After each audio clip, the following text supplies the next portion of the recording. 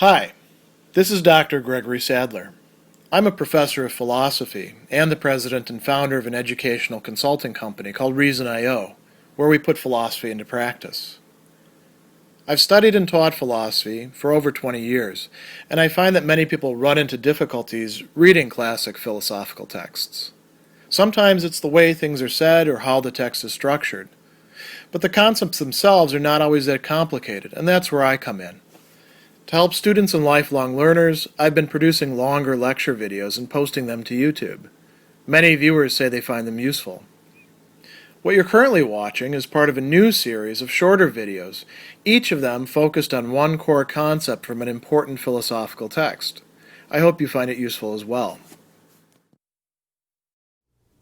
Søren Kierkegaard's essay, The Present Age, might appear on a first reading rather pessimistic, if not dismal, about the prospects of having an authentic existence for oneself. But if we actually look at it quite carefully, we don't even have to necessarily read between the lines, we just have to read the right lines in this and bring the passages together, we can see that things are actually not that bad in this era of leveling, the public dominating things, getting more and more abstract as it goes, along with the press, nullification of contradiction, the loss of passion, and therefore of commitment and genuine action.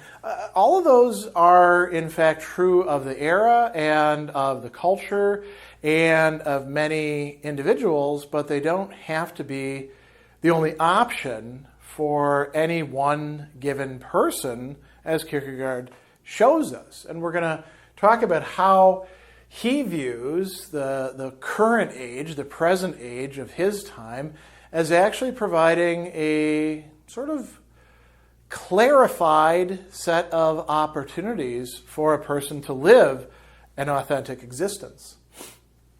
First of all, we should talk about the different options that lie before any given person. And one of the things that is characteristic of the culture that he's diagnosing is that it sort of precludes some of these options. It's not going to, if it was handing out a poll or a checklist, it wouldn't include some of these options on it because they're not options that the age can actually understand well. So the first of these is just to become a creature of one's own age or culture. And this corresponds to what Kierkegaard in other places calls the aesthetic, in the aesthetic sort of existence, the aesthetic way of life, where you just kind of flit from thing to thing. And, the current age, because it is one that nullifies contradiction, and because the public can believe one thing one moment and then believe another thing another moment, it facilitates this kind of rootlessness, never actually settling down and committing to anything, being semi-committed, committed, you could say in principle, for a season and then committing to something else just as well. And many people like this, and there are entire industries that are like this. Fashion industry, for example, is very much like this. There's a danger of the culinary industry lapsing into these sorts of things as well. And so one can just sort of essentially be a consumer of the culture or of commodities, and that would be one option. And by doing so, one loses out on an authentic existence, but maybe you don't really even miss it. Another possibility he talks about is connecting oneself with others, finding something, bigger than you. And he calls this sociality or association. He devotes a lot of discussion to how people will, line up with each other mathematically so that a certain number of people put together finally cross a certain threshold and become a person or an individual, which sounds, paradoxical, but that's how he explains it. So they'll write a petition, or they'll found a group, or there'll be some sort of value that is being put forth in some sort of contrary value or anti-value that's being gone against.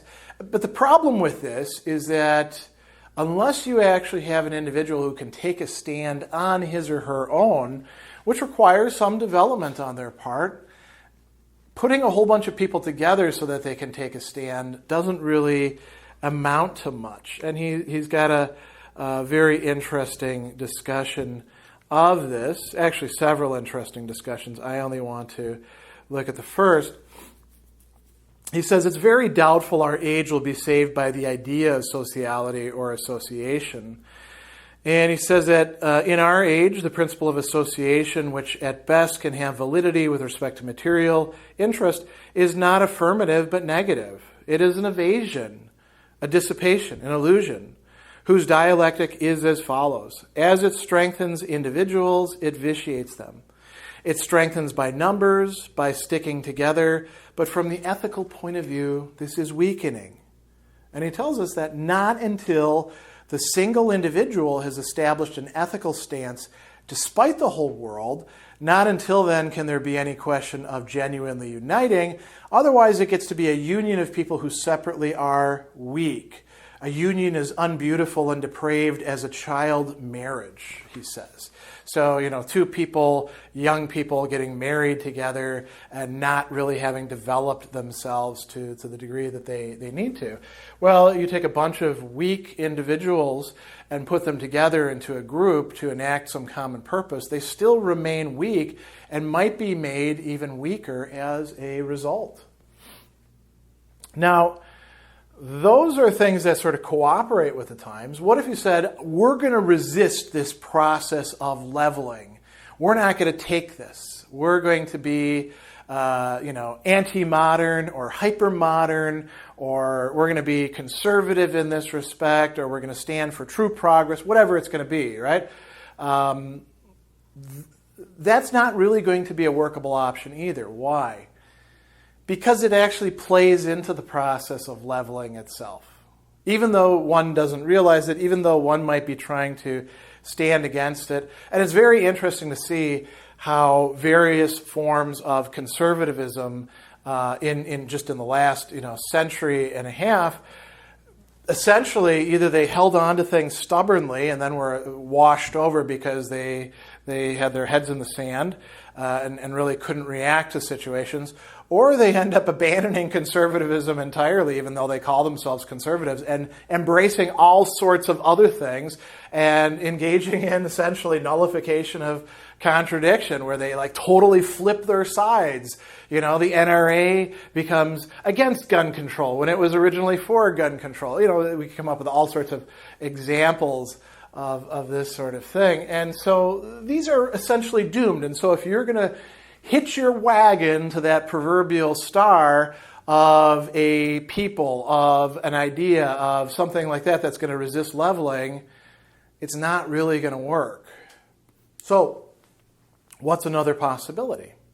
You notice that Kierkegaard talked about the possibility of the single individual establishing an ethical stance despite the whole world.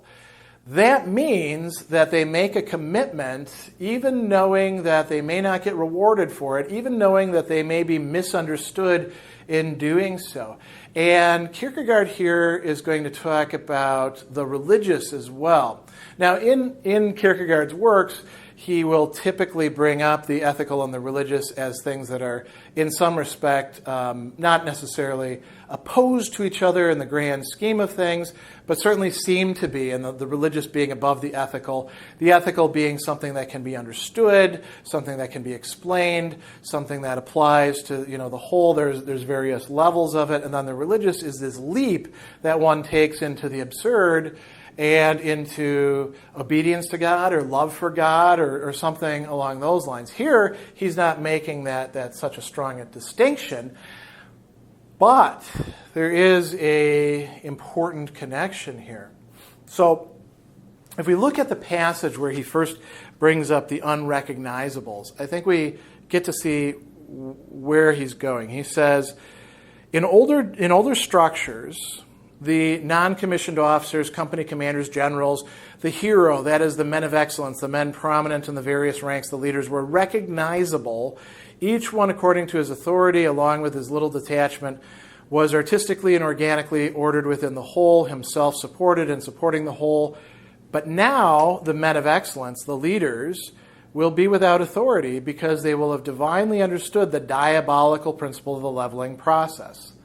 Like plainclothes policemen, they will be unrecognizable, concealing their respective distinctions and giving support only negatively, while the infinite uniformity of abstraction judges every individual and examines him in his isolation. And he says, this is the dialectical opposite to that of judges and prophets, and just as they risk the danger of not being respected for their respective authorities, so the unrecognized run the risk of being recognized, being seduced into acquiring status and importance as authorities, thus preventing the highest development. Like secret agents, they are unrecognizable, not according to private instructions from God, but they are unrecognizable because of their apprehension of the universal inequality before God, because of their acceptance of the responsibility for this at all times. And so they have to resist the temptation of people making them into judges or prophets or authorities, and they have to go on doing what they're doing as the unrecognized. As you know, what in other places Kierkegaard will call the night of faith. Possibly also the night of infinite resignation as well. It looks like here the ethical and the religious kind of occupy some of the same space. And so that's one of the options for the single individual. That is the option that Kierkegaard himself is pursuing. That's the option that he's suggesting to us, although he's not saying, you must, thou shalt. That would be silly. It's up to every one of us authentically, existentially, to decide for ourselves, do we want to do these things? Or do we want to do this? And this is a decision between the present age and what Kierkegaard is calling eternity. He also thinks that there's a great opportunity for the single individual in his time. Why? Well, because the leveling process is not as all-powerful as we think that it is. I mean, it's all-powerful with respect to the world and with respect to society and culture, but that doesn't mean that it actually closes off all possibilities for us. It doesn't mean that there's nothing else possible. And he's got this great discussion here about how it is that one might not just resist and evade leveling, but tap into something going beyond it. He says, in its immediate and beautiful form, the principle of individuality prefigures the generation in the man of excellence, the leader, and has the subordinate individuals group around the representative. But in its eternal truth, the principle of individuality uses the abstraction and equality of the generation as levelers.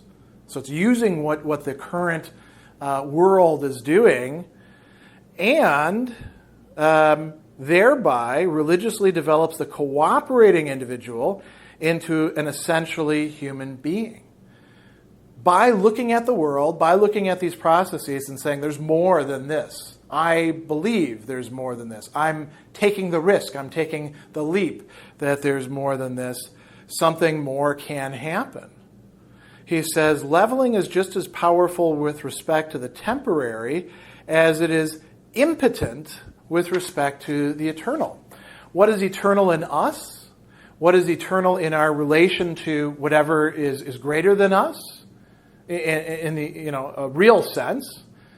Could be God, could be something else. For Kierkegaard, obviously it is God, but there's discussions about what else it could be.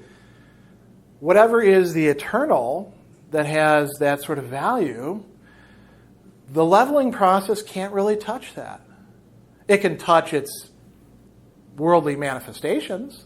It can keep you from being able to go to worship. It can ban books or make them no longer marketable so you can't get them. But it really can't touch the eternal because leveling is a temporal process. It is a process of the age. And so a little bit later on in the passage that I quoted just a few minutes ago, he tells us that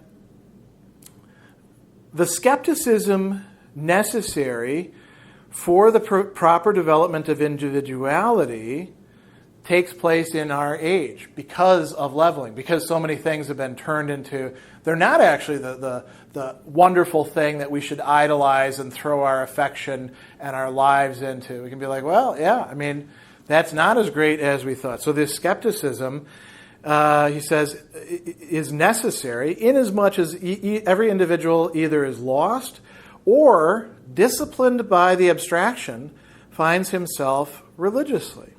And this, finding ourselves religiously, taking the leap, is the possibility for us. Now, these unrecognizables, there's one other thing to say about this. He tells us that the hopeless abstraction of leveling will be kept going without interruption by its servants, lest it all end with the return of an earlier structure. And these servants are, in fact, the servants of the power of evil, for leveling is not of God, and every good man will have times when he could weep over its hopelessness. But God permits it and wants to cooperate with individuals, that is, with each one individually, and draw the highest out of it. So Kierkegaard is taking a traditional Christian idea that God draws good out of evil, and he's not saying that, I'm getting this from, a revelation on high. He's saying this is how we can understand it existentially. He says the unrecognizables recognize the servants of leveling, but they don't use power or authority against them, because then there would be a regression, and they would be authorities. Only through a suffering act will the unrecognizable one dare contribute to leveling, and by the same suffering act will pass judgment on the instrument. He doesn't dare to defeat leveling outright. He would be dismissed for that, because that would be acting with authority. But in suffering, he will defeat it, and thereby experience in turn the law of his existence, which is not to rule, to guide, to lead, but in suffering to serve, to help indirectly. And then here he says, those who have not made the leap probably won't recognize this. Those who have made the leap will have a vague idea that it was his victory, but they will not be certain, because certainty could come only from him. And so what we've got here is a world in which potentially tens of thousands, even millions of people are these unrecognizables, and we can never quite be sure. Only they can be sure in their relation with the divine. But this holds out a possibility. And you might say, well, that's only a possibility, but that's all that Kierkegaard is pretending that it actually is for us. And in order to realize that possibility, one has to take the leap into existence and develop, as he says, as an essential human being.